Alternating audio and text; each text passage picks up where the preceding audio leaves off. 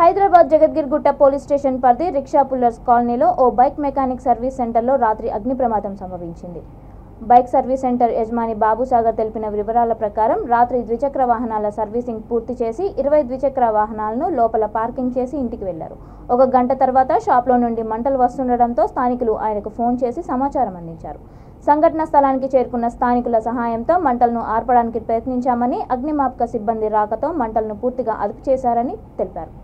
ఈ ప్రమాదంలో ద్విచక్ర వాహనాలన్నీ అగ్నికి ఆహుతయ్యాయని అన్నారు.